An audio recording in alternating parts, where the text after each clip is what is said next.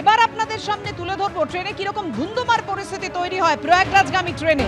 মধুবনী স্টেশনে স্বতন্ত্র সেনানী এক্সপ্রেসে ওঠা নিয়ে বিবাদ।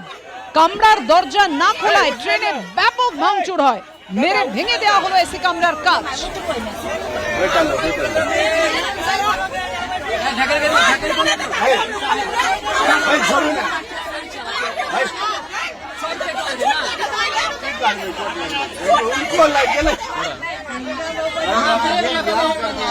मधुबनी जंक्शन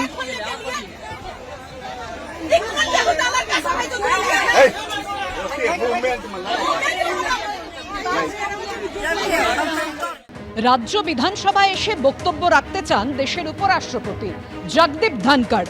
বিধানসভা সূত্রে যে খবর পাওয়া যাচ্ছে, নিজের সচিব সুনীল গুপ্ত মারফত প্রস্তাব পাঠিয়েছেন জগদীপ ধনখড়। বিধানসভার চলতি অধিবেশনের কিছুদিন আগেই কলকাতায় এসেছিলেন উপরাষ্ট্রপতির সচিব সুনীল গুপ্ত। বিধানসভার অধ্যক্ষ বিমান বন্দ্যোপাধ্যায়ের সঙ্গে তিনি দেখা করেন এবং প্রস্তাব রাখেন। কথা বলবো, আমাদের সঙ্গে রয়েছেন আমাদের প্রতিনিধি আশাবুল হোসেন। আশাবুল, সেক্ষেত্রে কি বিশেষ অধিবেশন ডাকা হবে?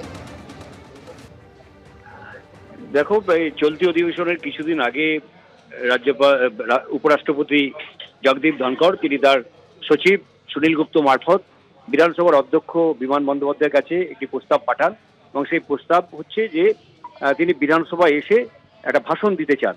কিন্তু যেহেতু এই চলতি অধিবেশন এটা ছিল বাজেট অধিবেশন, রাজ্যপালের ভাষণ দিয়েই বাজেট অধিবেশন শুরু করার রীতি এবং এখানে উপরাষ্ট্রপতির ভাষণ দেওয়ার মতো কোনো রীতি নেই।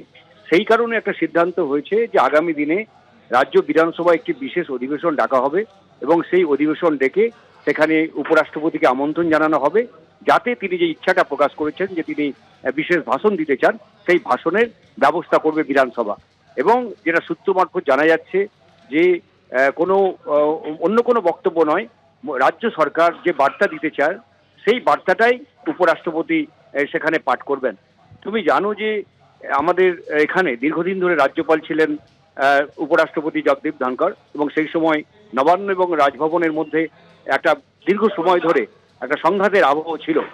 কিন্তু সেই সংঘাতের আবহ অনেকটাই এখন একটা বন্ধুত্বের আবহে পরিণত হচ্ছে। অন্তত সুনীল গুপ্ত মারফত যে প্রস্তাবটা তিনি অধ্যক্ষের কাছে পাঠিয়েছেন তার মধ্য দিয়েই সেটা স্পষ্ট হচ্ছে।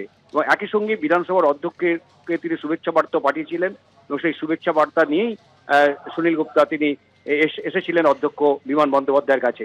এখন রাজনৈতিক পর্যবেক্ষকরা তাদের মনে হচ্ছে যে হঠাৎ কেন রাজ্যপাল উপরাষ্ট্রপতি ধনখড় এই প্রস্তাব পাঠালেন, তাহলে কি এই প্রস্তাবের মধ্য দিয়ে কোনো বন্ধুত্বের নতুন করে সম্পর্কের তিনি সূচনা করতে চাইছেন? এই নিয়ে কিন্তু জোর জল্পনা শুরু হয়েছে। ধন্যবাদ তোমায়।